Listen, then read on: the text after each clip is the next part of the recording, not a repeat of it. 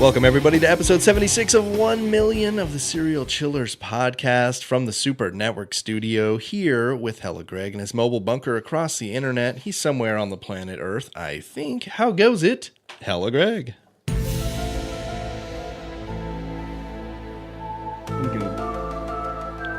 Greg is good, as usual. He let his song play. I believe he said that's branding. Mm-hmm. And it's not his brand. We stole it, but, you know. It doesn't matter. That's not important. Not at all. So, hey, I'm glad you're good, Greg, as always. Yeah. Two guests here in the studio today. One is returning for his 5th appearance. Yeah. One's here for the first time. Welcome back, Paul. Thank you. And welcome for the first time, Isaac. Thank you. Thank you guys for having me. I feel like I was ducking you for so long, and I finally had to get on this episode. That's what I told Paul today. He's like, Isaac's available. And I was like, I forgot to even ask him because he could never be on. So, like, I know. It's okay. You're here. We don't even need to talk about Absolutely. He wants to. He wants to bring it up. I do. Do you want to do it now? Or do you want to do it later? No. We'll bring it once I get that win. Cool. Question. I like the confidence. Is Paul sober? Ish. Ish. Okay. I would like to thank everybody who was involved in this poll today. There were 40 fucking responses on that poll. Phenomenal. That's more than we get on our shit. Yeah, You're welcome. And 67% were like, yo, get faded. Yeah. And like 3 people were like, no, drink and I was like, that's not an option. Yeah. It was drink or win. The It wasn't ideas drink are and mutually win. Exclusive. Yeah. So Paul has already conceded the victory today. A win I will haven't. be Isaac will strictly suck it. coincidental. No. There are 12 questions today as we roll. You guys, yes? I have a Paul? question. Yes. So here's Haven't the really thing. got to that part, Here's but- the thing about the questions. That's for you, Greg. You always have more or less questions than the number of questions you have at the beginning. I don't think I've ever been on here. I think we're at a good 12. Yeah. Here's the thing is you see what I did there? I usually write the questions very last, like sometimes minutes before people get here. I just get the outline done, and the questions are kind of just fodder, really. Like, Right. No, it's fun to write them, but like, We're irrelevant. and it's not that you're irrelevant. It's like nobody, like you win, but what do you, I give you a high five. I'm still going to give him a high five on the way out too. Everybody's the same. So, I have a lot on the line right here. I believe- was talking so much crap on the way over here. okay. Side- But I side- have some, side bet? I had some time. So I think it's a solid 12. What are you guys going to side bet while we're here? What's Round of man. golf. Or do you want round of cash? golf. that's an expensive side bet. Yeah. Depends where we Well, it go. depends. I was gonna say it depends on where you're golfing. Well, I mean, Even Hank Swank's like fucking $19 now. I don't have a club for that. You just have to throw it.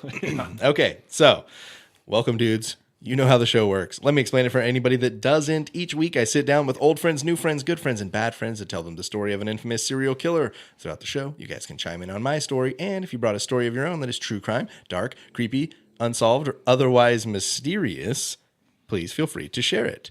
Lastly, if you have questions about questions, make sure to ask questions, because I cannot answer questions about questions if you never asked questions. Are there any questions? Pass. I already asked my questions. Welcome to and let's play the Serial Chillers podcast. Yeah. So, this episode's serial killer, tell me, have you guys heard of Patrick McCullough? I have. Perfect. So Paul's in. Oh, man. He hasn't. I grew up with him. You grew up with Patrick McCullough. You do kind of look like him.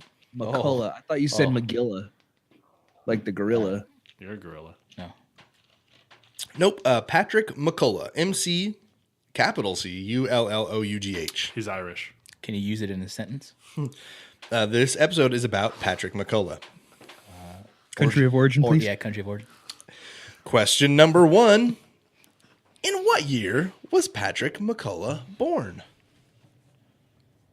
Closest to the answer is 250 points. If you nail it, it's for 1,000. Before you show me your answer, give me an exact date, because if you can get an exact nail, we're going 2,000 points. Are you saying like month and day? Yeah. If you can get month, day, and year, it's for 2,000 points. Just years for 1,000. If either of us get this exactly right, I'm leaving. Okay.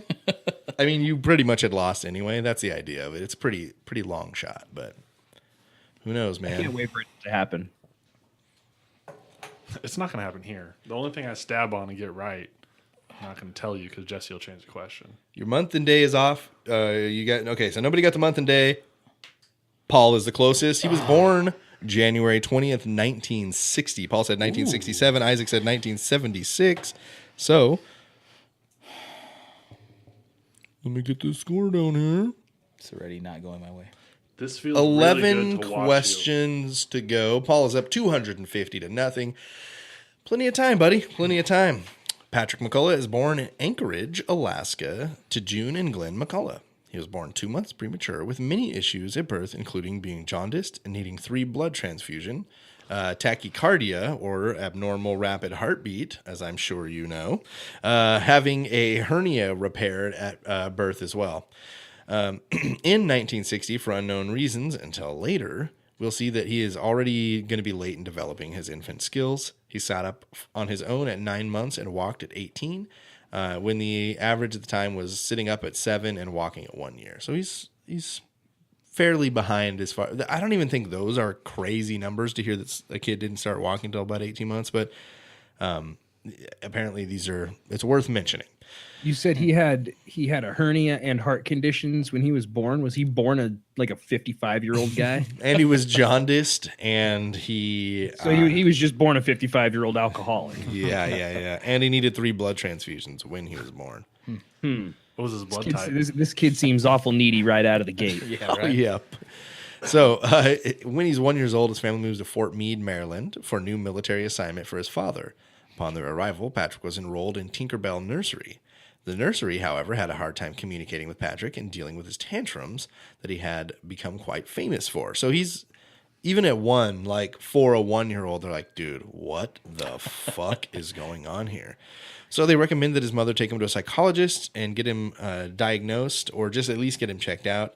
He is, in 1961 terms, diagnosed as quote-unquote mentally retarded. Okay. So that's the official diagnosis. Sounds like a diagnosis. Permanent record. Yeah, exactly. So he was put on many different medications throughout his early times as being mentally ill. Ritalin, Luminol, Tegretol, and Dilantin to attempt to control his hyperactivity and tantrums, all of which were ineffective. So just put him on the cocktail, yo. Is any of this shit going to work? Come on. Boom, boom, boom. Question number 2. What was the actual problem? Was it A, he's schizophrenic, B, he's deaf, C, he's actually mentally handicapped, or D, there was no actual issue, he's just kind of a dickhead kid? Paul says that he is deaf. Isaac says that he is schizophrenic. Greg thinks that there is no actual issue, he's just kind of a fucking shithead. But Paul is correct. Gosh darn it. His developmental disabilities we'll now see are due to the fact that he's not really hearing. In 1962, his mother, June, was suspicious of his ability to hear correctly. He was initially misdiagnosed with hearing loss and will later find that he's completely deaf. He has 95% hearing loss. He's not picking up much. Paul's up 500 to 250. This feels right, guys. Somebody else feel like this just feels right. Greg, how you feeling? Me? No, the other Greg. God damn it, Greg. In 1963, Patrick was seen as a liability at the Tinkerbell Nursery and was asked to leave permanently. Yeah, they sat him down at 3:00, listen, Patrick, it's not really working. It's not really working out here between us. So he's just huh? I can't hear you. They're trying to show him. Also on cards, 2. Yeah. 3. No, 3. Pay attention. He's like, I got a fucking hernia this big, and you're making me deal with this shit. So yeah, the Tinkerbell Nursery pretty much tells his mom, listen, it's too much for us. We can't do this anymore. His 2 older siblings begin to resent him for the amount of care and attention that is needed. His siblings are I would say 7 and 9. So it's I would say that's probably pretty normal for a 7 and 9-year-old to feel. If they're 16 and 17, it'd be like, hey, dickheads, shut the fuck up and relax. All right, go make a quesadilla. But instead, they're 2 young kids. They're like, why is this kid get all of the attention? And he's just a dick. We behave. Why do we have to learn sign language? Actually, you'll see later that they definitely didn't. In 1964, when he's 4 years old, His father was assigned to work in Korea, leaving his mother to take care of the children alone. This is the peak of Vietnam, so they were actually just really thankful that he wasn't in Vietnam, that he had been stationed in Korea, which at the time was considered the safe place to be. Better? Yeah. And not in Viet fucking Nam. In 1965, he's now 5 years old. The McCullough family was stationed in Fort Meade, Maryland, and Patrick was now considered a ward of the state, considering his mother felt like she had no other choice and was placed in Rosewood State Hospital at Owing Mills, Maryland. So his mom was like, all right, I can't do it. Like, you guys got to take over. I can't fucking do this. So I guess that was, it took her 5 years to realize it was going to be too, and like I feel mixed about it. Like, if you truly know that you can't handle it, why not seek help? I'm not sure if being like, here, state, he's yours now is the solution, but it's tough. But he's not going to have an easy life early. Yeah. But what is this? Mid 70s? No, this is mid 60s. Mid 60s. Yeah. Mid 60s. So really, what kind of options does she have? Yeah. I mean, you can seek help, but then you're like you're paying for a nanny or something like that, or you've got doctor visits and all that stuff and bills compounding, and I mean, it's the fucking 60s, dude. Yeah. You're not incorrect. So in the Rosewood State Hospital, it was the asylum and training school for the feeble-minded of the state of Maryland. So that was the specific building that he was in. Just the name of the building kind of shows you what your resources might be, I suppose. Like, this is the Academy for the Feeble-Minded. Like, it's renamed 5 years ago. It was called School for Stupid Idiots. So we're talking like a 5-year-old here who he says later in life, like, he remembers this very, very thoroughly. And that he said it put a rift in my and my mother's relationship, which never seemed to recover. Yeah. I don't Yeah, blame no him. shit. Yeah. Whoa. I mean, But at 5, even like, I mean, they're going to be reunited at some point. probably you would assume. We don't know that.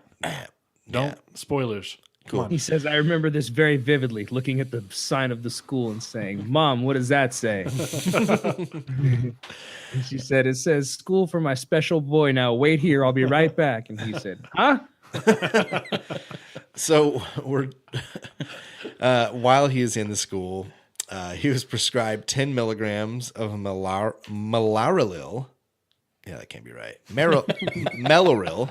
Fuck Easy it. for Yeah. you to say. Meloril, Ask Siri. 3 times a day. Meloril is also known as thyrodazine. It was an antipsychotic usually prescribed to schizophrenic patients. He was entered into an 8-week summer school program at Rosewood when his behavior improved, and during many parts of the class, he would sit by himself with a book that he could not read. Nah. I feel so bad that I'm laughing at this kid right now. That's like me sitting in by myself, just reading the menu. Not even gonna order anything. You did name drop. No. See? The son of a damn it. bitch is getting paid. Yeah. Just bleep that. So he was also doing therapy sessions with other patients in which Patrick would make himself the center of attention. So, like, it doesn't matter what room he gets into. Like, he's got to be like, everyone fucking look at me. Probably due to the fact that he's not able to understand anything and gets kind of bored because, like, I mean, imagine, like, sitting in a room where everything's on mute and you don't. But so here's the little problem I'm having is stop me if I'm wrong. I'm not an expert on this, but usually when people are deaf, they also have a hard time speaking. Correct. So does he just get in the room and make noises? Or I'm not trying to be insensitive. No. It's a I legit think question. that's exactly it. Like he tries to speak, and yeah, he's got. They said for being a deaf kid, he was like very charismatic. Okay. So like he knew how to like work what he had with what he had. But he hasn't learned sign language. He's 5 years old now, and he hasn't been taught like. And they're just giving him medications for. How many is he on now, or does he switch? Right now he's on the He's on all of Meloril. them? No, Oh, he's just on that that. Meloril. Yeah, Okay. 10 milligrams of Meloril 3 times a day, the antipsychotic. I feel like once he learns to talk, he's going to be like, dude, I just can't hear you guys. I don't know why you guys keep me these medications. Ooh, a bunny. Yeah. I can't read, but I can read a room. That's kind of like exactly it. So he was learning how to use his charm and strength to get whatever he wanted, the strength being key in that. In June of 1966, Patrick's behavior improved, and he was now able to be discharged from Rosewood. Before he left, he was fitted with a hearing aid that he would often tend to, quote-unquote, lose. He would leave at places because he said that it never worked. Later tests would show that that's correct, and he really had no use for the hearing aid because his hearing loss was too impaired. Patrick was now enrolled in the Oakland school where an oral-only method was still used, and he was forbidden to use sign language. So what little sign language I guess he's picked up, they were like, nah. We speak at this school, okay? Smart. And he was all, okay. Yeah, so, God. Someone had to do it. This episode's rough. Yes. Later tests showed, he would be sent away by his parents when speaking adults would come over to the house. They would hide him. When people would come over, they'd be like, oh, this fucking deaf kid fucking things up for us. And like, it's your son. It's like, yeah. Put Deafy upstairs. Don't fucking embarrass us. No, don't put him upstairs. You put him under the stairs. Does he go to Hogwarts eventually? Okay. So the school noticed pains in Patrick's head and stomach that he said would last about a half hour. After this, he became sleepy. These symptoms pointed to possible epileptic behavior. Clinicians, however, diagnosed that Patrick had no definite evidence of neurological impairment and was placed on more Ritalin. It worked well the first time. Let's throw him back on. Yeah. It's like they're like, hey, listen, he said his stomach hurts and his head hurts, but we don't really like see any signs of that. They're like, he's probably fucking lying and hyperactive. Like, put him on the Ritalin again. Can we make it suppositories? On March 28th, 1967, he's now 7 years old. His mother and father would officially get a divorce. And for some reason, there's problems in their marriage. 2 months later, June was remarried to a man named Carl Hilprecht. 2 months? 2 months. You can imagine maybe what happened there. In She was a single mother of 3 kids. And it's like she wasn't trying to do that shit on her own. She found the first poor sap that came along and was like, oh, you have a little bit of money and some time to kill? And like fucking latched on. What was that noise? I don't know. But these hoes ain't loyal. I thought I was going to say love at first sight. Jesse was going for she was cheating on him. Greg was saying she trapped the first dude she find. Definitely love at first sight. Cool. Yeah. I like your positive spin on it. You tend to roll that way. Cool. So, mother's remarried just a few months later. So skip ahead a few years. It's 1970 now. He's 10 years old. He is much more physically developed than others his age. Remember, he's also 2 months premature. But at 10 years old, he weighed 85 pounds and was 5 feet 6 inches tall. Average at the time is 65 pounds and 4'10". So he's 8 inches taller and 20 pounds heavier than like the average kid his age. 8 inches taller sounds about right to me. What do you guys experience in your lives? You're not 8 inches taller than average? No. It's awkward. You're 12 inches taller than. I don't know what the average is. It's 5'10". That's cute. Yeah. So yeah, fuck you. So much easier for me to find pants. That's true though. So Patrick was enrolled now in Carver School, where he was able to live at home and commute to school each day. He was able to use sign language to communicate in Carver. So finally, they're like, he knows some, he's picked it up, but they're teaching him and they're allowing him to use it. What a glorious time. Finally, into the 70s, he's allowed to use the language that he fucking should be speaking this whole time. Can you imagine? There's like, no, don't talk the only way you know how. In 1972, he's now 12 years old. He's assigned to an after-school outpatient mental health program at St. Elizabeth's Hospital in Washington, D.C. He's constantly getting help. I just want to say that like, someone or some entity there's always something or some way he's receiving some type of help his entire fucking life.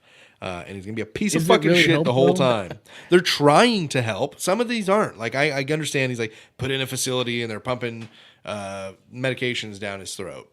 They're still trying. Or not letting him use sign language. They're still trying. Right. They're trying to make him a better person. I think it's less about like him specifically not being able to use sign language and them being like, look, you're going to be in the real world. Motherfuckers aren't going to speak sign language. You need to learn to read lips and talk with these motherfuckers. You don't get to speak a different language just because you're deaf.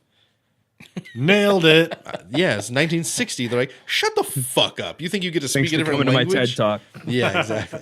So, in 1973, he was asked to leave Carver School due to his repeated bad behavior. He was now he now became an inpatient at St. Elizabeth's instead of an outpatient care. He went to a deaf unit inside the hospital and a summer camp for deaf children. He was also asked to leave not only the deaf unit, but St. Elizabeth Hospital as a patient for physically attacking his psychologist. So he tried to rough up his shrink, and they were like, listen, we're trying to help, but you can't be just beating up psychologists, so we're just going to have to move you along here, and, happy trails. Figure it out. In 1974, he is now enrolled in the Maryland School for the Deaf in Frederick, Maryland. This seemed to be promising for Patrick. Unlike most of the facilities that he's been in, MSD was one of the best programs for deaf children. Because of Patrick's lack of education from not having the proper techniques, he was behind academically and placed in classes with much younger students. It was noticeable for Patrick as well as the other students, making him feel dumb and kind of like poked at. You guys remember that shit. Like you remember your freshman class in high school where the senior was in it, and you're like, why is this fucking old guy here? Like, why is this guy in our class? Like, oh, he's a fucking idiot. Okay, I'm getting it now. So that's what's happening. Like he's in there like learning. I need to poop with the kindergartners, and they're like, this guy's fucking 14. Like, get him out of here, please. We don't want to do recess with him. It was like when Billy Madison was like, that's what I was imagining. Yeah. So yeah, I don't know. I can't imagine having to do that. That would suck. I mean, Billy Madison made some lifelong friends That's true. for at least like the year and a half that movie Stay showed. here.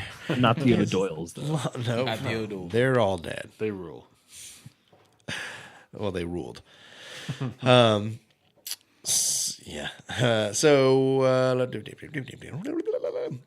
To overcome the setback of being placed in the younger classes, he would use his sense of charm as well as his strength to win over the teachers or scare other children into not messing with him. So he's got like some straight up prison mentality, right? He's like, I'm kind of charming with the teachers. I kind of punch all these other little fucking bitches in the face, and everybody loves me here. So I guess that's the one advantage to being 4 years older than all your classmates is you're like, what? Get some. Shut up. Yeah, get out Love of here. seems like a loose term there. Yeah, that's true.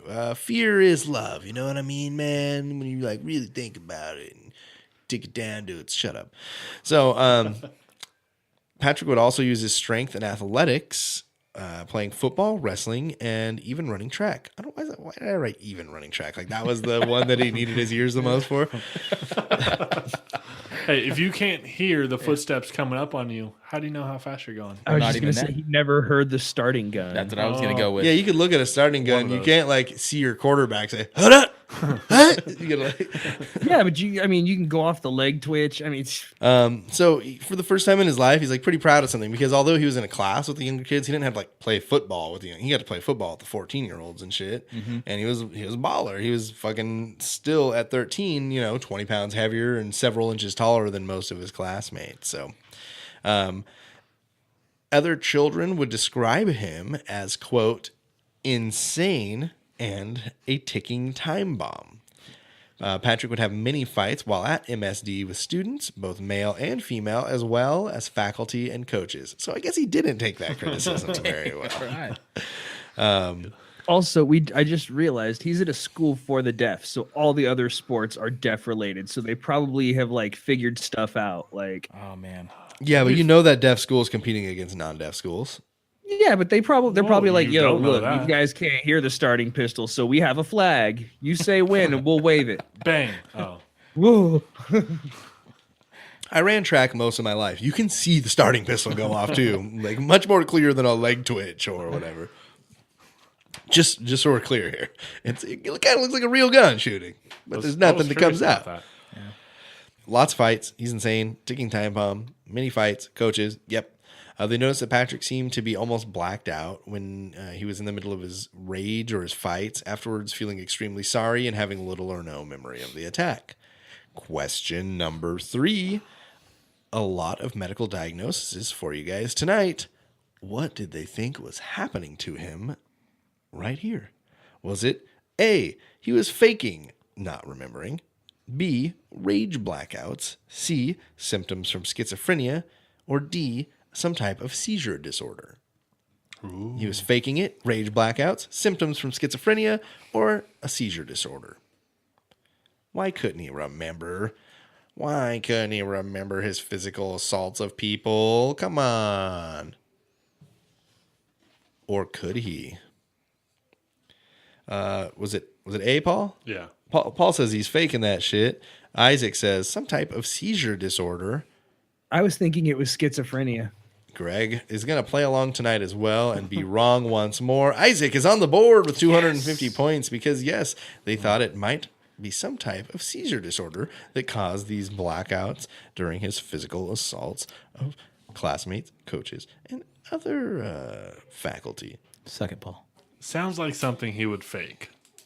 So we've got a 250 to 500 here. We've got 9 questions to go. Plenty of fucking time, dudes. 1975, he's now 15 years old. He was seen at the Frederick County Health Department seizure clinic where he was once again placed on the medication Maloril, which would hopefully stop the seizures and help control Patrick's outbreaks. As his violence continued, he was prescribed a greater amount of the medication. With his violent acts continuing, MSD decided Patrick was a liability to both students and staff, and they would not let him attend school again until he had his anger under proper control. The University of Maryland Hospital's neurological unit tested Patrick and revealed no neurological symptoms at this time. So this is the second time in his life. They're like, there's something wrong with his brain. They like look at his brain. They're like, nah, there's not. Like, quit fucking giving him a pass. He's kind of a dick, I think. How old is he now? 15. He hasn't killed anybody yet. I caught it. He hasn't killed anybody yet, so I'm not sure what he's doing on the show. Not yet. Most of them haven't killed someone by 15 Wow. either, though. Mid to late 20s is like peak for psychopathy. So if we're talking psychopathic killers, some of them don't start till like their 40s when they like start sleeping with prostitutes and realize how dirty they are and they need to rid the world of them or whatever. Like that's the kind of shit that happens. So by 15, no kills. But they say, get your shit back together. We can bring you back into the school. Let's get you tested neurologically. Oh no, there's no problem. All right, well, come on, figure it out, bro. While he's at the psychological institute, he met a non-deaf girl who he took a lot of interest in. He became somewhat obsessive over the relationship, attempting to sneak out of the hospital to visit her. She realized quickly how violent he became and never spoke or saw Patrick again. But this is his first taste of love, He's like, I'm breaking out of this motherfucking hospital. I'm gonna see this girl no matter what. And unnamed, probably properly so, as she was underage. Yep. Yeah. So Patrick is discharged from the hospital and was able to go back to MSD, where he showed improved behavior. So he's doing a little better now. He went through this program. He wanted to get back into MSD because he knew it was probably pretty good for him. It's looking up for him for one of the first times ever. On May 26, 1975, the good behavior would be short-lived. Mm-hmm. When Patrick was not in school over the summer, he got into an altercation with his mother about his motorcycle. He destroyed the dining room and chased his mother with the leg of a table that he had destroyed. Patrick calmed down for a little when a deaf neighbor interceded and spoke to him in sign language. The neighbor who was speaking to him in sign language essentially got his attention and kept him occupied long enough for the police to arrive. Your signs right there were on point. Yep. I didn't even know what you said. Yeah, you already know. At this point, his mom is like, all right, look, he's gone in and out of the family. But at this point, I think that he's just tearing all of us apart. And again, asks the court to declare him a ward of the state. He was then taken to Crownsville Hospital Center, a hospital focusing on the mentally ill. He's a deaf asshole. That's what it is. They didn't let him develop mentally. I'm not a fucking doctor, but that to me, that's exactly what it seems like. They just don't have the correct brain scans yet to find out what's wrong with his brain. Maybe you're right. At Crownsville, he is going to express and attempt suicide. Express interest in and attempt suicide. Question number 4. Which method was he fond of attempting suicide? Are you stabbing, Paul? No. Okay. Is it A, pills, B, hanging attempts, C, hunger strikes, or D, wrist cutting? Yeah. Bills, hanging attempts, hunger strikes, or wrist cutting? Hunger strikes, that's the long haul, but you know, if you can stick in for it, dude. You got the wrong audience for that one. All right, That's the answer I really want it to be. couple of wrist cutters. What, hunger strikes? Yeah. The Gandhi way. I just don't understand that. I just think, I mean, just what a committed way. Like that way there's no backing out. Like you actually have time to back out this way. Yeah. He was a wrist cutter. Yeah. Congratulations. 250 points Now, today, YouTube. I just feel like a man of his size probably enjoys food quite a bit. Secondly, he probably couldn't hang himself because he's so tall. You would need a very Why are you large staring rafter. at me while you're saying all this stuff? You know what? I You know don't what? want you to do it. I thought okay, so listen.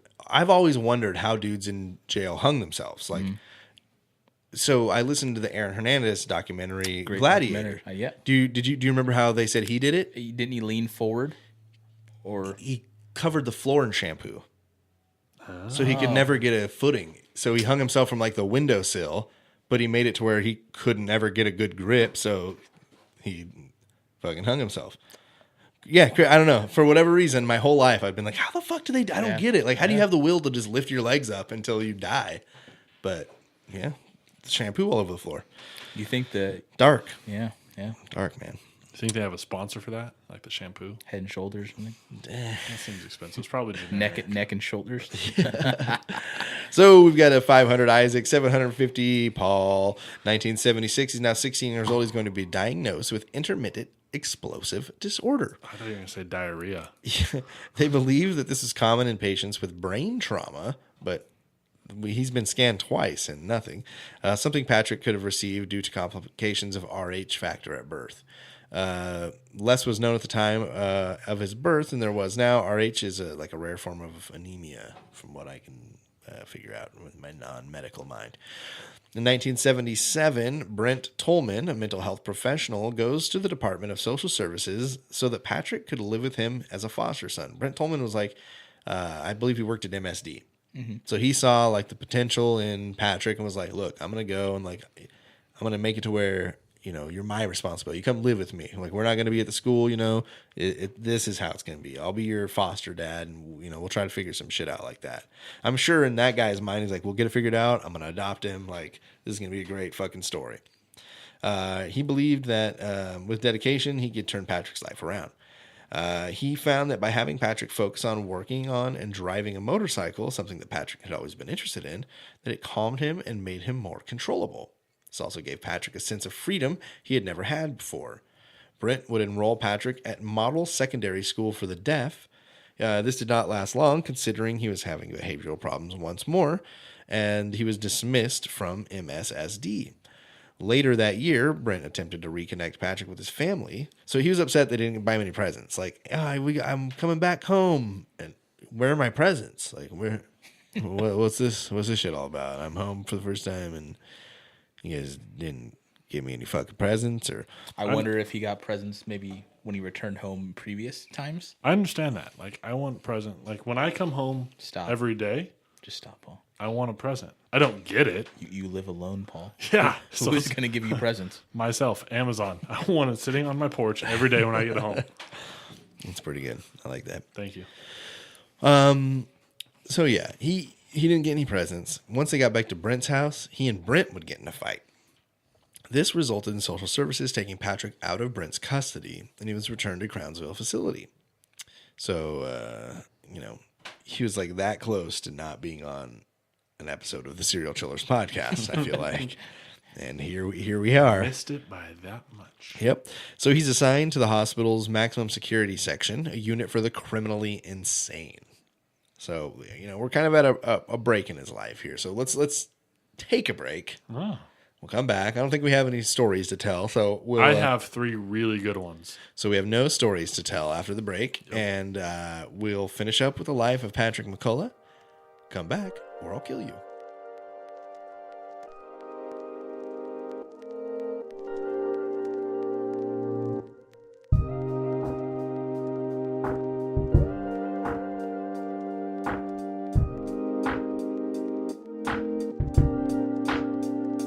I feel blessed.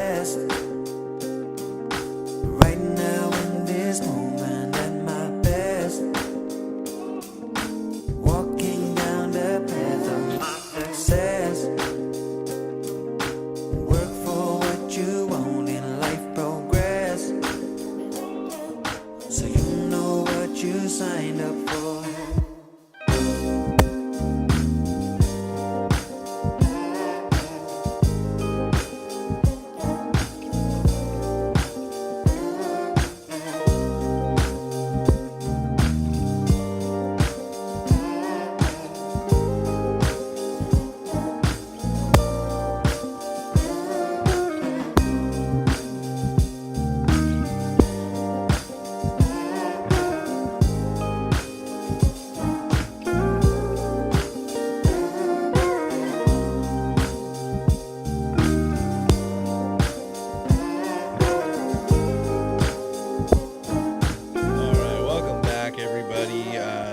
Nobody brought a story, and that's fine. It's fine.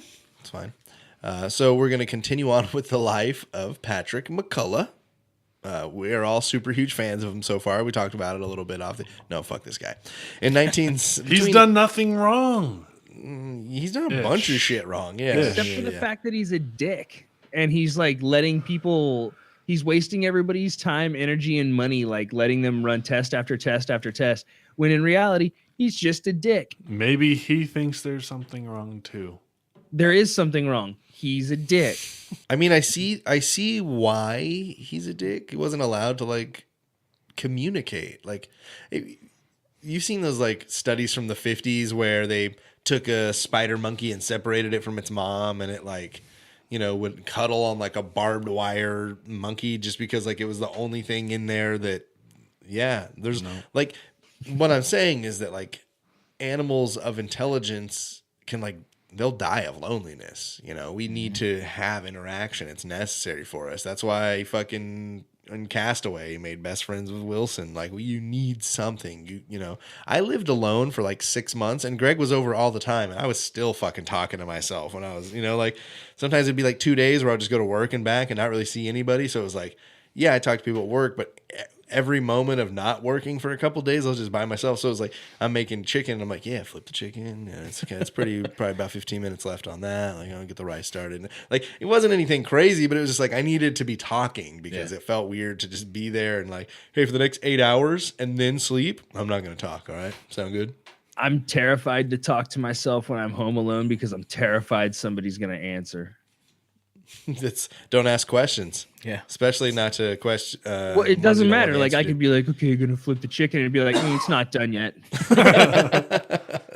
Okay. So anyway, upon turning 18 years old, he's discharged from the Crownsville facility. So he's 18 now. He can't be a ward of the state. He's an adult.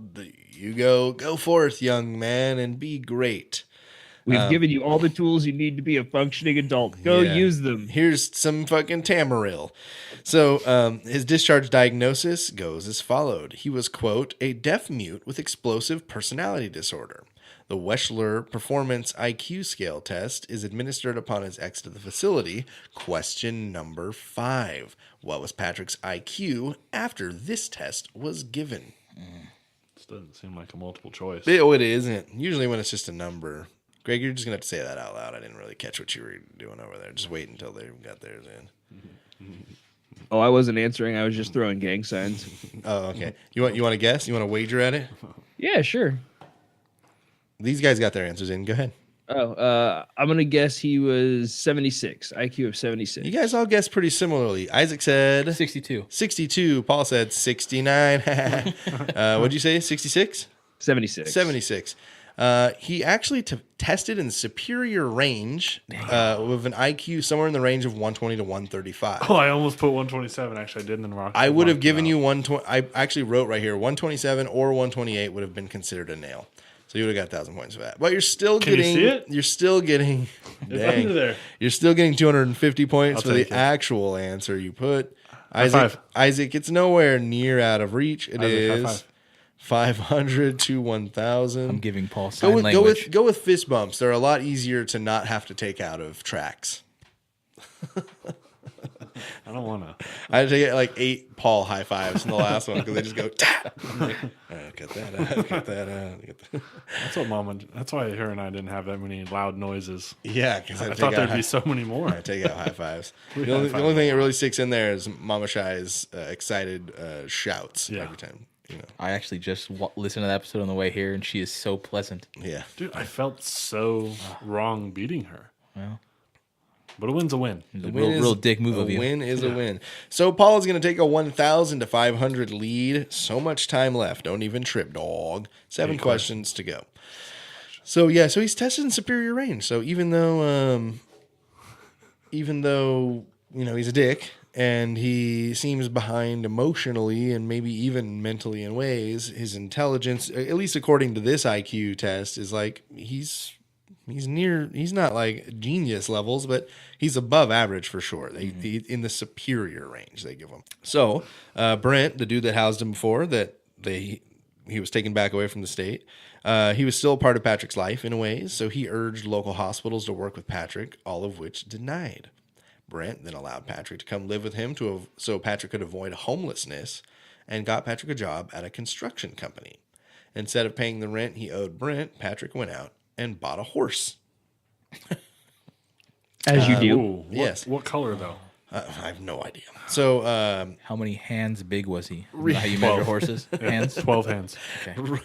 really, like, to me, it's just like, again, he's like, anytime he gets help, he's in it to fuck him over. Maybe they both needed the horse to till the land. That does not seem at all like what happened, but I do appreciate, again, your positive outlook on all of this. So Patrick had many romantic relationships, all with women who could hear. He said, like, he would later in life say that, like, deaf people are unattractive. Right. Yeah, exactly. He's like, I know, right? It's pretty cool what I did then, right?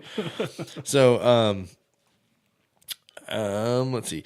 Oh, he attracted hearing women, he said, because they would take pity on him, and deaf women didn't. So I respect that. I Yeah, respect yeah, that, man. You gotta work with what God gave you. yeah, or didn't. In every relationship, he would get super possessive and would want to spend every waking moment with the interest at the time. When they would start to realize the intensity, they usually got scared off and understood the gravity of how obsessive he was. On one occasion, he had beat his girlfriend's dog to death because she wanted to Whoa. spend time apart. So All right, I'm not with this guy anymore. yeah, You yeah, lost me. yeah. And it was in front of her. So essentially she was trying to doesn't split, like, hey, I'm going to spend time with my friends. And he was like, no, you're not. And she was like, well, yeah, I am. And so he, like, grabbed his small dog, like, grabbed it by the collar small and dog? just started. I like if you guys play it back, you can hear the exact moment where Paul switches on this guy and all of a sudden is not on his team anymore. I believe he said, whoa. Yeah. So yeah, he's a shithead. He beat the shit out of this dog because his girlfriend wanted to spend time away from him. So, he moved to Annapolis, Maryland, with one of his girlfriends just after this girlfriend left him for, beating her dog to death. Yeah. In 1979, he's still only 19 years old. He's going to get his first real job that he earned on his own. What will he be doing? Is it A, working in yacht carpentry, B, custom home renovation, C, high-end car detailing, or D, dog groomer to the wealthy? Oh, so he's balling out no matter what he does, huh? Is it yacht carpentry, custom home renovation, high-end car detailing, or dog groomer to the wealthy? I didn't like any of those. Both of you answers, guys so. say high-end car detailing. What do you think, Greg? I like the dog detailing. Dog groomer to the wealthy. Dog Yeah. detailing. So in 1979, at 19 years old, Patrick would get a job fixing boats at Yankee Yacht Carpentry Shop, where he moved in with his boss, Clint Riley. So yeah, yacht carpentry. If I had stabbed, I was going to say grocerer. Grocerist. Grocerist. Yes, that's, I believe, the correct term. So yeah, I don't understand how or what. Maybe this guy just saw something in him and was like, yeah, like, this guy's got the patience. I could see he's got the idea that there's some tedium to this, and we can just put him to work and he'll go, and none of these noises will bother him. I was just gonna say, hey, listen, kid, we don't have any hearing protection for you. Good with that? Huh? So, man, we are going to get shit on. for Yes, this. yeah. He's fixing boats at Yankee Yacht Carpentry Shop. He's going to move in with his boss, Clint Riley, in November of 79, from November of 1979 to February of 1980. For the first 3 months, Patrick worked for Riley. Riley would pay Patrick in full. But after 3 months, Riley began to only pay half of his wages and Riley was said that Patrick would come home drunk at night. At around 3 months of not getting his wages, Patrick demanded his pay. So Patrick was being a fucking dickhead and not paying for shit. So the guy who was paying him was like, yeah, well, I'm going to keep half your pay because I'm going to fucking get what's mine. If you give him the full pay, he's going to buy a horse. Yeah, that's kind of what you got. That's the situation. That's the kind of situation you got going on. That's exactly right.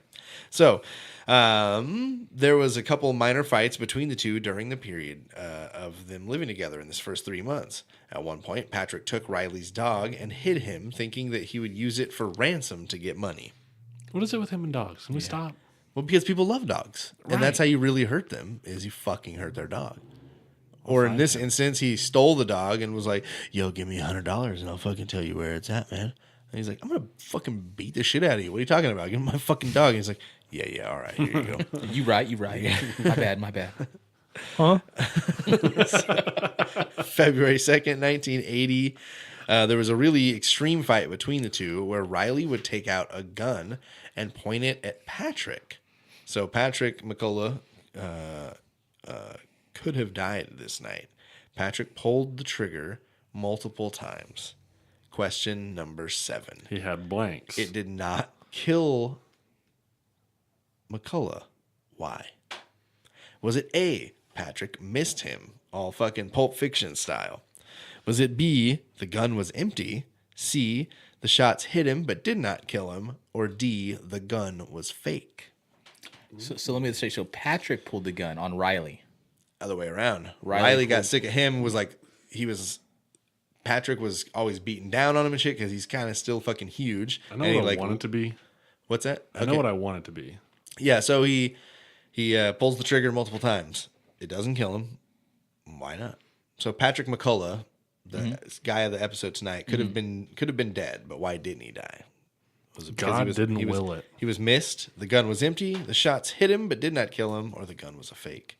Can you repeat the multiple choice again? I apologize. I know. I'm sorry. He missed him. The gun was empty. The shots hit him but did not kill him, or the gun was a fake. Who's going to put D? Isaac says B, the gun was empty. Paul says C, the shots hit him but did not kill him.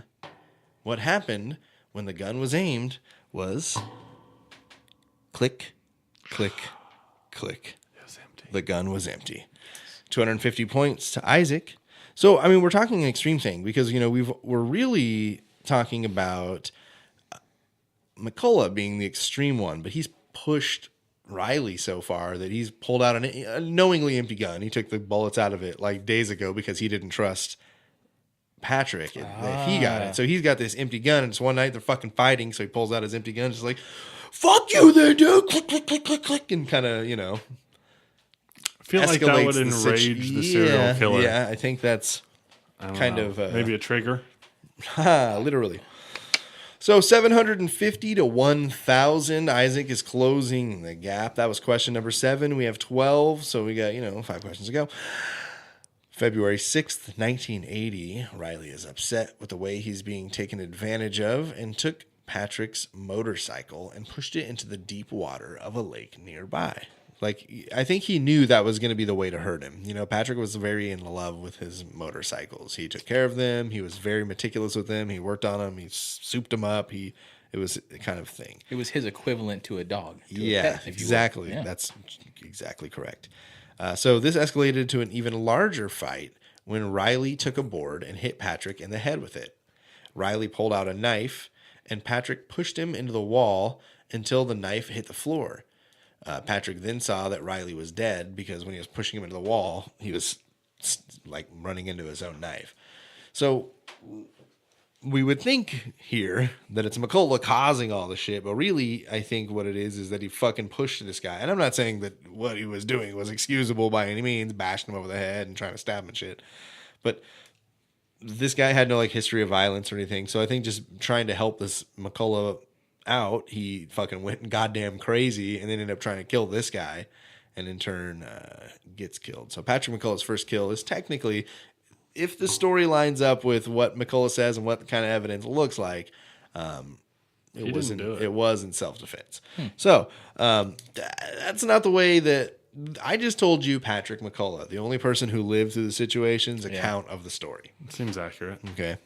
There's no way to corroborate it at all. It's not TV. They don't walk in and go, they started right here and move the fight over to this. And yes, What happened to the dog?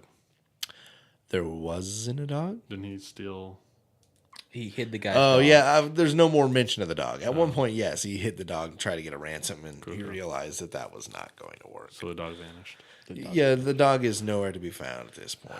So Riley is dead.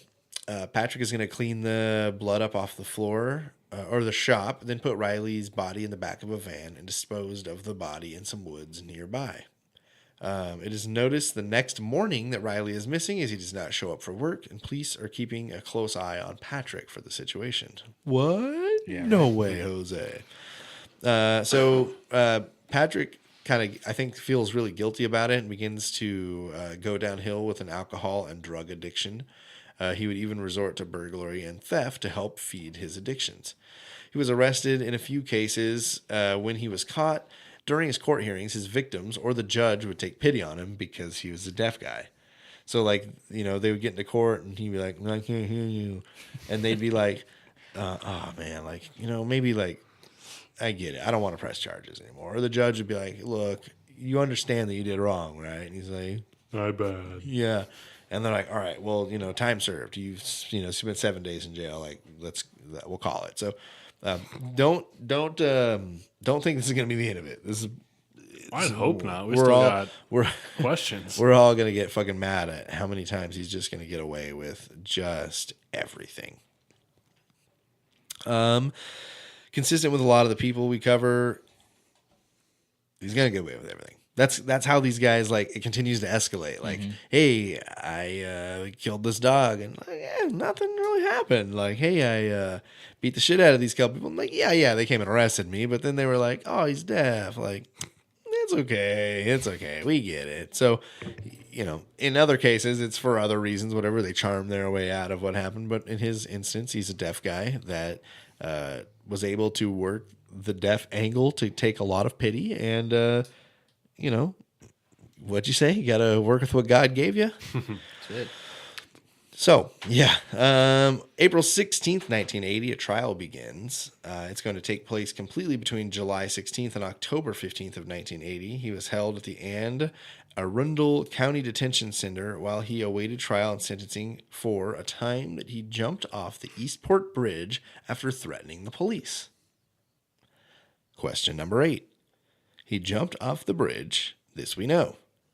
What weapon did he threaten police with? Was it A, a sword, B, an axe, C, a gun, or D, a baseball bat? Sword, axe, gun, baseball bat. What did he threaten police with before jumping off the Eastport Bridge? Apparently, he broke his little ankle when he hit the bottom, too. That's so serious. Yeah, Ankle sprains are a real problem in America. All right, what do you think it was, Greg? You wanted to be the sword. I saw your face light up. Greg, do you imagine like the Excalibur as well? No, I imagine like a katana that you get at the mall. He's a mall ninja. No, you guys are both scoring. It was an axe. He threatened the police with an axe. 250 points to each of you. Isaac, you broke 1,000. There you go. We've got 1,000 for Isaac, 1,250 for Paul. 4 questions to go. Plenty of time. Greg probably already starting to work on a tiebreaker just in case. So yeah, he's in this jail, and most of his time is going to be spent in isolation due to the uncontrollable temper that he's got.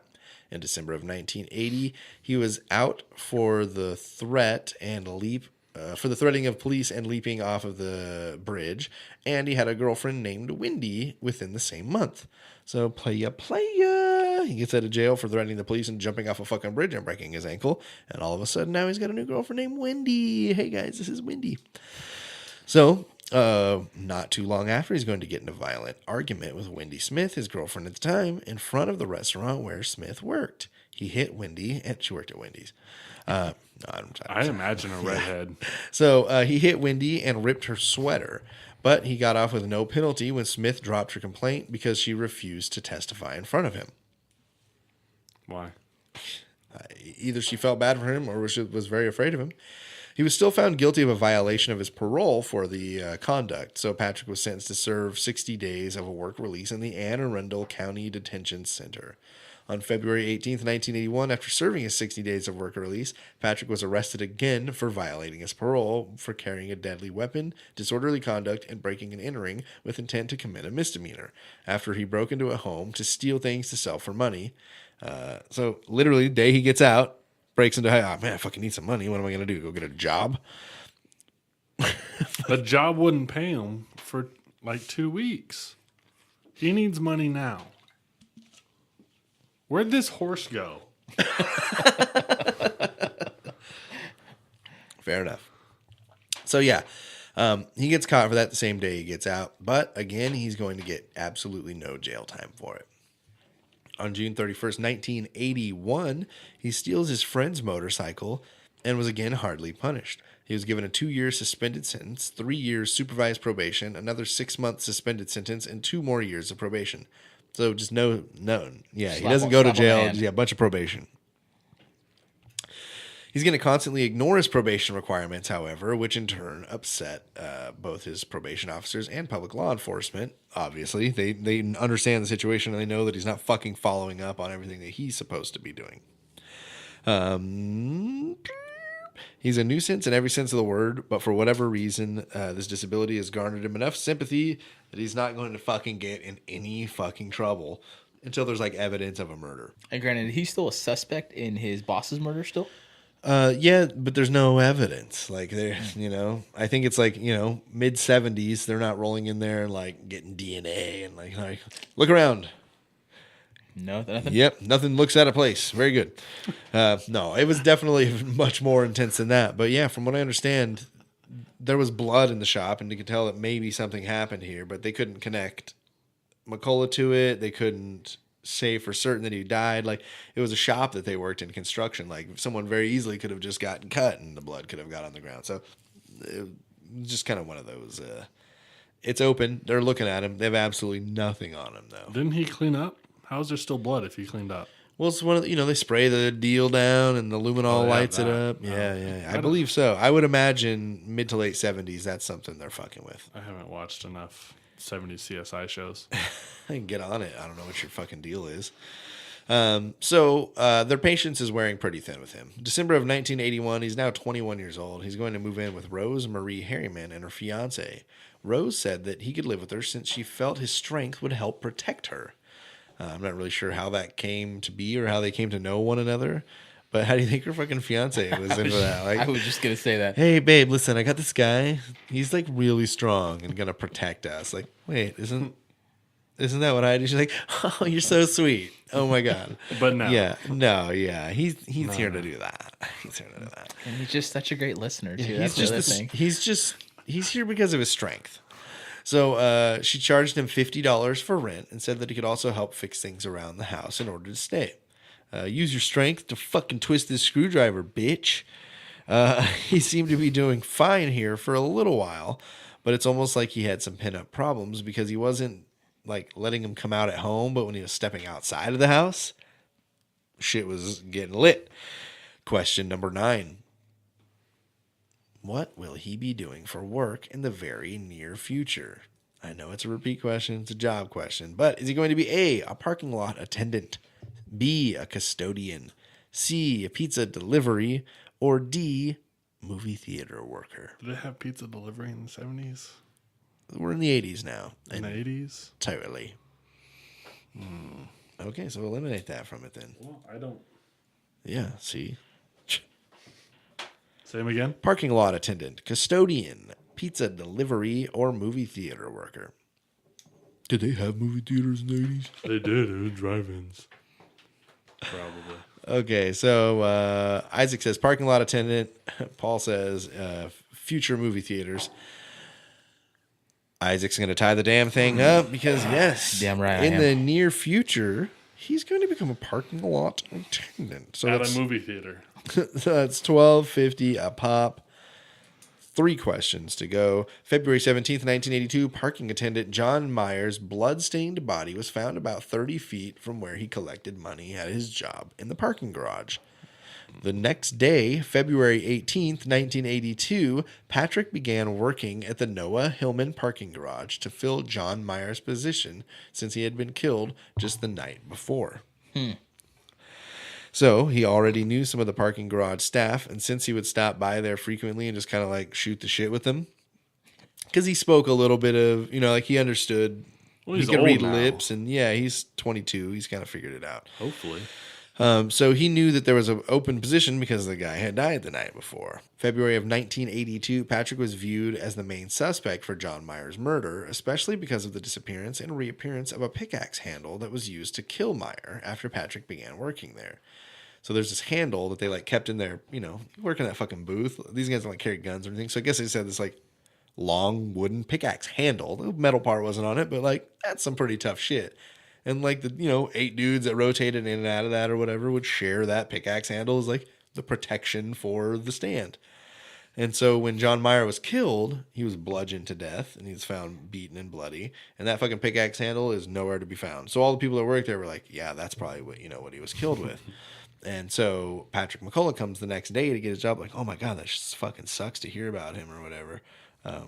You guys hiring? Yeah, I could fill his position. They're like, for sure. And they're like, Is that the pickaxe handle? Like, how'd that get back? He's just like, I don't know anything about that. Smart. Yeah. So Never accept. yeah. So there was one of the main pieces of evidence that they have right now that at least keep him at the top of the suspect list is that the shit was gone. He came back to get his job the next day, and all of a sudden it was back. So later, Patrick is going to admit that he killed and robbed Myers to a friend, Patrick Lavoie. So a couple days later, Patrick is going to admit that he killed and robbed Myers to a friend, Patrick Lavoie. This is several days after the murder, and he's going to be confronted by some friends about how he got all of this extra money to buy a bunch of new things that they notice him with, like a leather jacket, new pants, a belt, a Harley Davidson wallet, and parts for his motorcycle. So these guys that like work at the parking garage are like, where the fuck are you? Like, how'd you get all this money all of a sudden? Like, I know you work here, but you haven't even got paid yet, And 2 weeks. And the night before, yeah, exactly. The night before or whatever, 4 days prior, they had just been robbed for, a few $100s and their coworker was killed. So, they kind of, he feels like they're on to him. So I think he just felt like he had to get it off his chest. And he tells his friend Patrick, like, yeah, man, I did that.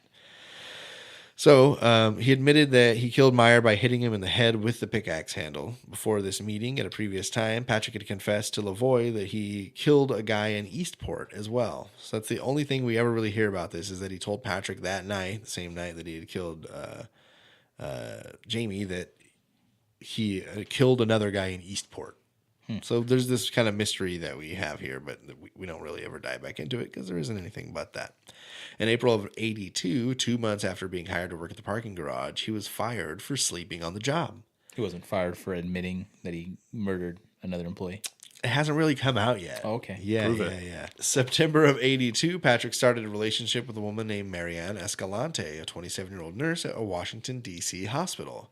After Escalante had been confronted by Patrick's parole officer, his foster father, Brent, and police about Patrick's past and that he was suspected of murdering Clint Riley and John Meyer, she confronted him about that. So, like, these are some pretty good people that roll up to this chick like, look, we know you're dating this guy, but we need you to know who the fuck he is because I don't think you know what you've got yourself into. Patrick confessed to Clint Riley's murder to her, but claimed that it was in self-defense, like we said. Mm-hmm. He showed her exactly what happened between him and Riley that day and confessed to getting rid of the clothes and cleaning the shop before disposing of the body.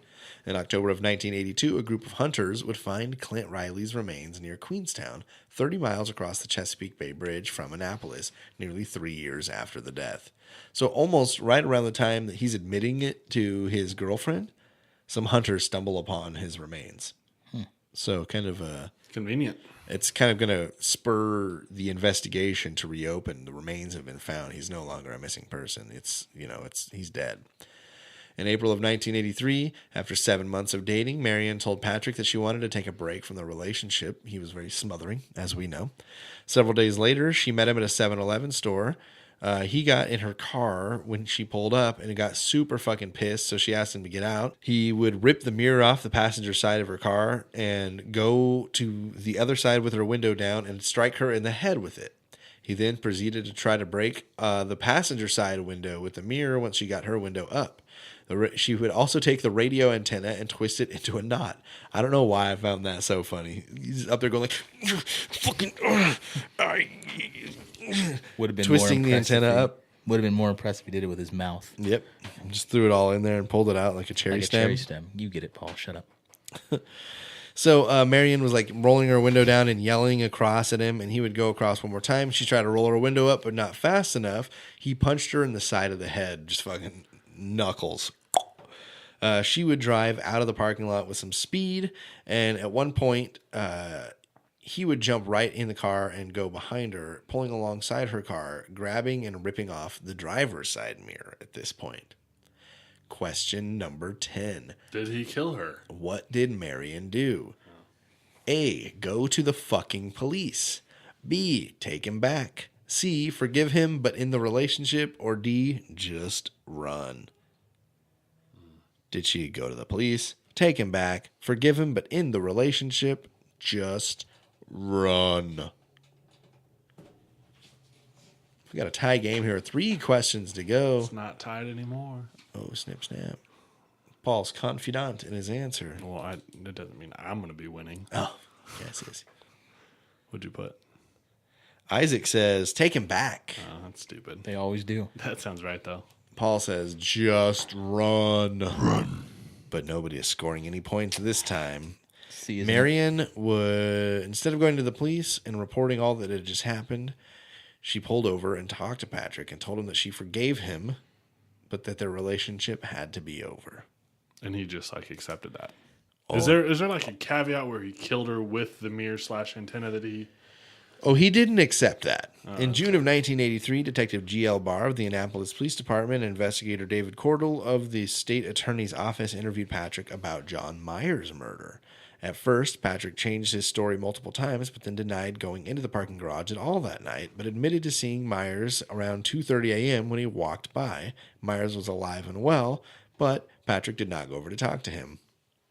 In July of 1983, Patrick is now 23 years old, and he begins to stalk Marion Escalante by destroying her property whenever he can. He would cut the wires on her car so it wouldn't start. She would then move in with her parents to kind of get a break. She gets about a month away and no sign of Patrick, and then he just shows up at their house. So he shows up to her parents' house. He got super fucking pissed because as soon as he pulled up, she was like, dude, get the fuck out of here. He straight closed fist started wailing on her. He would continue to stalk and destroy her property for many months, close to a year, before I guess just kind of getting over it and feeling like he had done his damage. You know? At some point, you destroy enough stuff. So she dumped him, and for close to a year, he just destroyed her shit, stalked her, scared the fuck out of her, punched her in the head a couple times, scared her parents. Over the next few years, a lot of questions are asked and evidence is brought to light, including the discovery of the body of Clinton Riley, like we talked about. After many interviews, he's going to be charged with the murder of Clinton Riley. On February 16th, 1985, Patrick was in the Arundel County Jail awaiting trial for the first and second degree murder charges of Clinton Riley. On the third day of the trial, just before Marion Escalante was sworn in to testify, Patrick stood up and confessed to the murder. He pleaded guilty for man death in sign, which, you know, manslaughter, but I guess there was no sign for manslaughter. I don't know. I am guilty of man death. So Patrick claimed that he did it in self-defense, and after Patrick's confession, the prosecutor agreed to accept the manslaughter plea that the lawyer had given. And on May 14th, 1985, Patrick had his sentencing hearing. The only member of Patrick's family that came to his sentencing hearing was his grandmother, Goldie, his mom's mom. The judge sentenced Patrick to the Anne Arundel Detention Center, where he would also have to see a therapist on the regular and also have some psychotherapy. The judge reduced the sentence from the maximum of 10 years to 7 years. He also told Patrick's lawyer that he hoped that Patrick would not have to serve the full 7 years, and that Patrick cooperated under the program, he would modify the sentence. Why do they keep helping this guy out? Again. They're like, well, look, the max is 10. We'll drop that down to 7 just in case. And I mean, look, if what he says is even like 60% true, it sounds like he did do this in self-defense. This dude has also pulled a gun and clicked it on him before too. So like, you have reasonable thought to think when he pulls a knife on you, like, I should probably try to disarm him of this knife. Who knows how many times he slammed him into that wall. By the time they find his body 3 years later, there's not going to be any evidence of stab wounds or, you know, I know they can do some pretty crazy shit with forensics, but I don't think raccoons have gotten to it. over the 3 years, I don't think there's anything left but bones. Hey, ask Jesse But what his favorite bones. animal is. It's a raccoon. June 17th. Yeah. Fair point, Paul. So this deaf piece of shit has gotten off again. June 17th, 1985, Patrick was interviewed again regarding the murder of John Meyer. During this interrogation, the detectives directly accused Patrick of killing John Meyer, as he continuously changing his story and evidence stacked against him would cause for the next day, June 18th, 1985, he's going to be officially charged for the murder of John Meyer.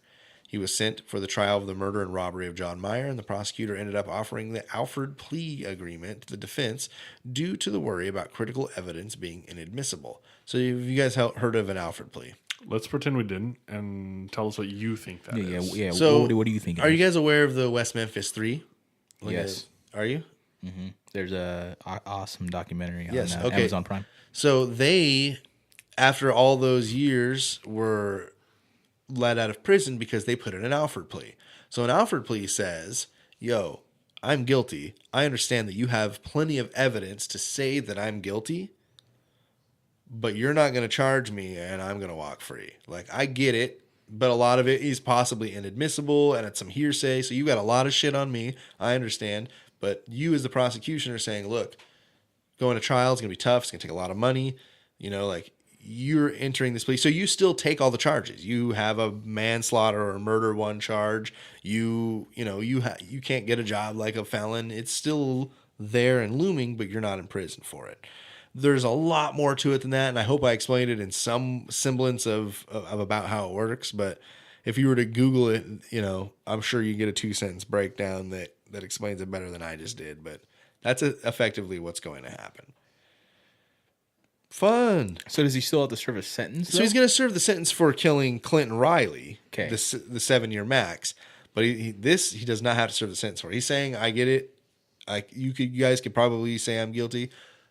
I'll just say I am. You're not going to charge me. I'm not. There's no punishment for the crime. So case closed. So you're guilty, but you're good to go. Yeah, exactly. You said it right. I Googled. There you go. So, Good for you.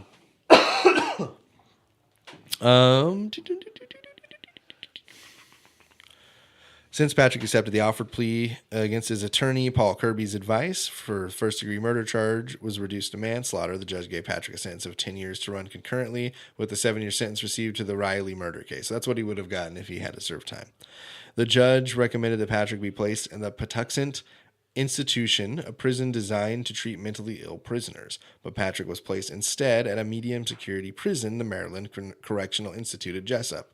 So like one of the first times we're like, yeah, you don't get the fucking help. What do you think of that? He was not transported from Anne Arundel Detention Center to MCIJ immediately, however. So he was chilling in one prison, waiting to get transferred to another, really wanting to be in this like specialty prison, Patuxent. September 10th, 1985, a grand jury is going to indict him for the murder of John Meyer. So this is finishing it up. He's been indicted for the murder. His Alford plea is in. Bing, bang, boop. That case is fucking closed. From 1986 to 1993, Patrick is going to spend his time at MCIJ doing 2 activities mostly, according to him. Question number 11. What are those 2 activities? I've got 6 options for you. 2 of these are correct. 250 points for each of these. If possible, 500 on this. What are those 2 activities? Was it A, TV, B, basketball, C, drawing, D, reading, E, lifting weights, or F, studying law? TV, basketball, drawing, reading, lifting weights, studying law. two of these things, 7 year sentence. What do you like to do? TV, basketball, drawing, reading, weightlifting, studying law. Isaac says reading and TV. Paul said, what was it? Law and getting totes swole. So lifting weights is one of the correct answers. Hey, I get points. TV is one of the correct answers. Was he studying law while watching TV? Negative. 250 points for each of you out of 500. So you both scored on it, but you just evened it out at 1,500 a pop here with one question to go. Greg, get that fucking tiebreaker ready. I'm so sweaty right now. It's ridiculous. Greg is stoked. Greg There's is no stoked. AC in here. except No, for that. I'm working on something. Already? Oh, shit. Yeah, this unless something better comes along. You know what I just realized, though? The last sounds question sexual. is a year guess. So somebody's scoring 250 regardless. There's going to be no tie. Unless you both guess the same year Should somehow. we just guess the same year just so that we can go to the tiebreaker? No, I do very. I'm 2 for 2 on ties, I think. 2 for 1? Okay, so there won't be a tie. Sorry, Greg, but keep it for the next one. Sorry, man. Yeah, so he's lifting a lot of weights and watching a lot of TV while he's in there. I wonder how he got the money on commissary to get TV. Yeah, I don't know. Because his family is, maybe Goldie gave it to him. The horse. Isn't there like a mutual TV in there? Or no? Is that not a That, thing? you might be right. You might be right. So shortly after he arrived at MCIJ, he was placed in an academic program pending good behavior. After spending about 5 months at MCIJ, he was moved to Patuxent Institution. So he got to go there after 5 months. This is what the judge originally asked for. The institution did not provide him with a sign language interpreter, so he was completely cut off again. Like he wasn't really that good at communicating without the sign language now because he was allowed to do it, and as he should have been. And he goes to this facility for the mentally ill, and they're like, sign language? No one's gonna fucking translate for you. That's rude. English, motherfucker, do you speak it? So when some of his fellow inmates would later describe Patrick in letters, he was described as a bully, insane, and then he would get mad when he didn't get his way, and he would get into fistfights over the smallest thing. Doesn't it sound just like a tantrum throwing 7-year-old? Exactly That's what he what he is. sounded like. At one point, Patrick wrote to his mother asking for forgiveness and if he could visit and see her when he got out. She responded that she forgave him, and she could call him using the telecommunications device for the deaf, and he could write her, but he should not ever visit, as she did not ever want to see him again for fear that he would get angry and do something to harm her. So essentially, like, contact us all you want. I don't want to be within fucking 50 feet of you because you can snap me in half, and I understand that. He's super swole. Yep. In early 1992, after serving 7 years, Patrick was finally paroled from prison. So that's it. He's charged guilty of killing 2 people, and he just served 7 years in prison for it. I put 7 years down somewhere because I thought you were going to ask a question. We already, yeah. Or are you taking notes? There's No, I'm strategy to trying to pre-answer questions. this? Oh. Okay, so August 10th of 1992, Patrick is indicted for forging checks that he had stolen to support his cocaine addiction. So he's out of prison for about 6 months, and he's going to be arrested and indicted for forging checks. In February of 1993, he's sent to prison for the forgery and spends 16 months behind bars. In 1995, he gets out, and Holly S. Cutler, the public defender who represented him against the forgery charges, helped him get a job with a construction company, as well as give him odd repair jobs around her home while letting him live with her briefly. So She dumb. I was going to say, what defense attorney's like, hey, but I think a lot of this speaks to the fact that, we say he like used his charm and the pity and the like. Swollenness. He got this fucking defense attorney who's got to know better. I've never seen this guy, but is he attractive? Because I feel like he's just absolutely slaying. He's got at least 1 6-pack. I mean, I wonder what his size is at this point. He's swole. Yeah. Yep. 6'10", 280. Oh man. My first thought of him when I saw the photo of him was that he looked like he was like firefighter swole. Oh, okay. I know one of Let's those. see. Let me see what this guy looks like. He's got like the big biceps, he's like Oh, in yeah. good shape. He's got like the tight t-shirt around. Like, he looks firefighter swole. Yeah, he does look firefighter swole actually. He's living with his public defender very briefly. It was a smooth transition in and out from what I understand. Like he stayed for like a week or whatever, and then he got out and got a place or whatever. A few months later, October 16th, 1996, He's going to, this is the next year. So he stays for like a week, and then like a year later, he's probably out of her mind. He breaks into her home twice after she tried to end the platonic relationship completely. So he's not out of her mind. He's not living there, but she's still like maintaining a relationship with him. And she's like, dude, fuck this. Like, I can't fucking do it anymore. You're crazy. Tries to like separate the friendship, and he starts breaking into her house. He burglarized her home, sliced up her clothing, and one of the times left a lit candle in a place that seemed like he was attempting to set the house on fire. In November of 1996, while driving one day, Patrick pulled up behind Cutler. So she's in her car. He recognizes her. Also in her car is retired detective Neil Burke, who is now a private investigator. So he pulls up behind him in a red light. When the light turned green, Patrick sped in front of them and does a 180-degree e-brake turn and starts coming back at them head on. Some movie stuff. Fast and Furious type. Yeah, Cutler was able to steer away from the head-on collision, but not enough to keep Patrick from sideswiping her car pretty severely. Patrick proceeded to jump out of his truck and started charging toward Cutler until he saw Burke and saw that Burke was armed, so Patrick fled from the scene. Patrick was arrested and taken to jail just a few hours later. While he was away, he's like running at her car, and there's some guy with the gun. He's like, I imagine him never just mind. sprinting at it and then seeing the gun, just like, hard, right? Just keep going. So yeah, he's a fucking idiot, man. It's so fucking stupid. He's arrested a few hours later. While he's awaiting trial, Patrick was able to get out on a bond, but was ordered to stay away from Cutler. So he's let out October 28th, 1997. Later that day, he receives a suspended sentence for the burglary of Cutler's home. Sorry, he was let out a week before this, goes for his trial, receives suspended sentence for the burglary of Cutler's house, and was placed on probation. So he gets fucking probation. Later, after he's hit with his sentence, so he's not out on bond. He's got with the sentence. It's all done. He is arrested for violating the court order to stay away from Cutler, as he is seen lurking around her neighborhood. And selfies. Yeah. November 17th, 1997, he's sentenced to 5 years in prison for breaking his probation by stalking Cutler. So he was given that suspended sentence for fucking breaking into her house and just leave her alone. Gets out of court that day and is fucking lurking around her neighborhood that night and gets put in prison for 5 years. Yeah. He's a fucking idiot, dude.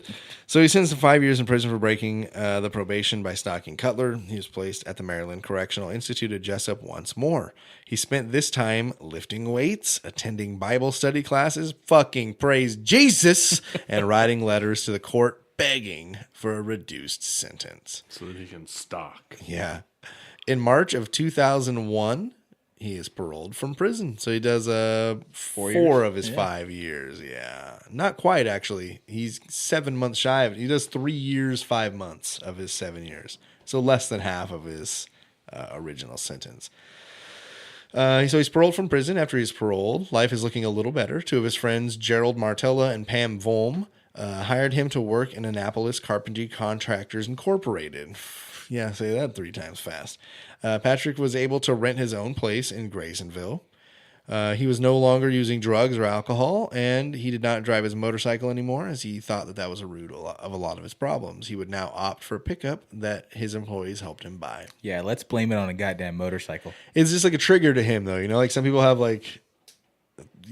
speaking of CSI, there was like a whole storyline where this chick was like triggered by bleach. Like, if you have some weird so to him, it was like, I got to get rid of the motorcycle. That's fucking triggering me. I think that was his idea, at least. People. He's only killed 2. So a month after he's out, he is introduced to 48-year-old Randy Marie Eaton Lawrence by Gerald Martella. His new. So he's 41, she's 48. They would attend AA meetings together. In September of 2001, he starts to become a little clingy with Randy. Randy began to realize that she was losing her independence as well as being deprived of any alone time with her family and friends. She told Patrick that their relationship needed to be over. Patrick began to call or even just show up whenever she tried to go out. He would see her leaving and kind of bombard her. On November 27th, 2001, Randy wrote Patrick a 5-page letter saying that the relationship was over. Randy is going through a lot of shit. He's kind of in and out of trouble throughout this time. Question number 12. In what year would Patrick McCullough die? This is a stab only, my friends. I was This hoping it is wouldn't a be. stab only. Oh. So I feel like So this is why there will be no tie. Because Yeah. somebody So is gonna. When was that letter sent? I will 5 give page? that to you. 2001. So Okay. the letter was sent in 01. It is 2019. So 2020 would be a wrong answer. I don't know. If you Or trick question: could he still be alive? You should go with that, Paul. all right, Paul wrote down his answer. Isaac is scribbling his now. Did you see mine? It's the same as always on these. Isaac says 2003. Hold on. High five. Good guess. Good guess. Thanks. Paul says Patrick McCullough never died. He is still alive. They almost never die. On November 30th, 2001, at about 6:30 p.m., Patrick arrived at Randy's house and shot her with a Beretta Model A32 12-gauge shotgun that he had stolen from one of his employers. He first shot Randy through a sliding glass door when he did not know that she was there, or that he was there. She was just sitting at the kitchen table, shot her through the thigh. She started to crawl away. Her 7-year-old son came into the room, saw Patrick there. Patrick turned and killed his mother, execution style. Brutal. Yes. Patrick then turned around, went into the kitchen, put the barrel of the shotgun in his mouth, and pulled the trigger. Oh, so 2001. Cool. Cool. Yes. So, Isaac, congratulations. You just won episode 76 of the Serial Chillers podcast. Hey, Paul, suck it. Can't hear you. I don't have headphones on. 1750 to 1500. I was actually thinking Isaac might write still alive and you would both somehow not get it right and there was going to be a tiebreaker after all. No, see, I actually thought that. I thought he was going to off her and then off himself. Did you? It made the most sense, man. Yeah. He It already- didn't. Never kill yourself if you're killing people. As we've learned from this you gotta- podcast. Go You ahead. got to start with yourself. Oh, yeah.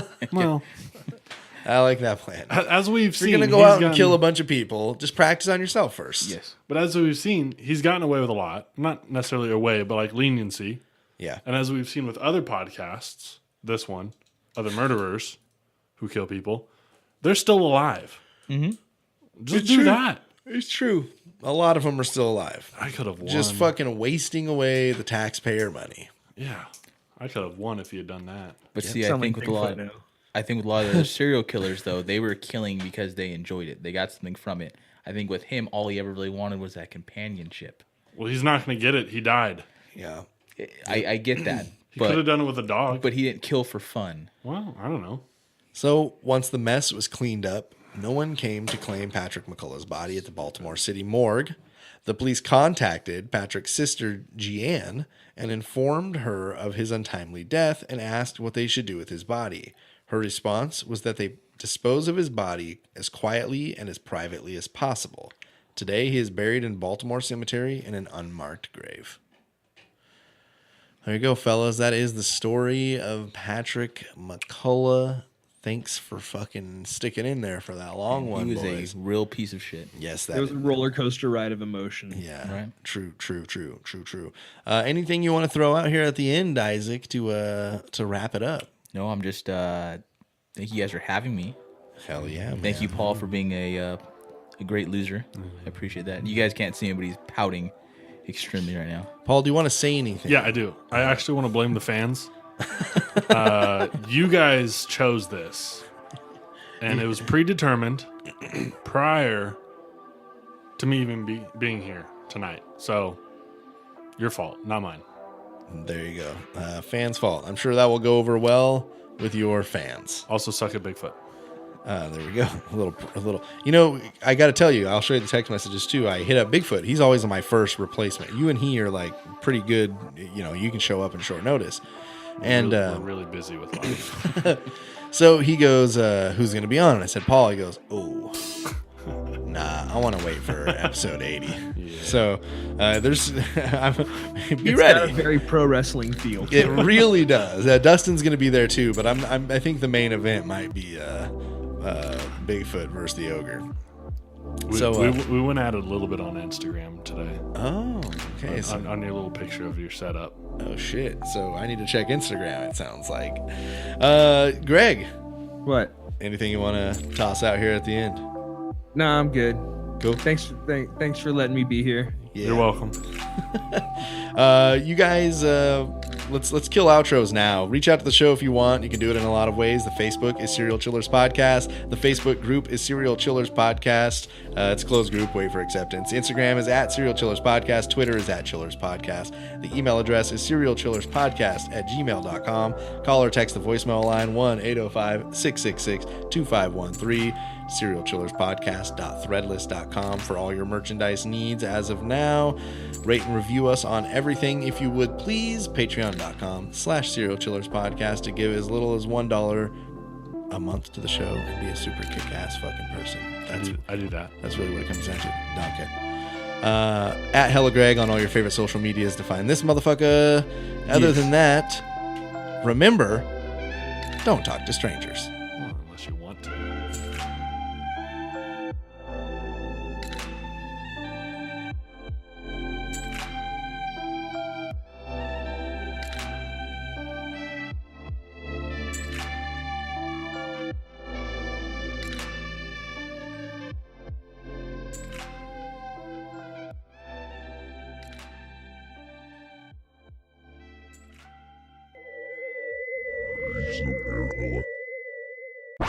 This has been another presentation from Super Network.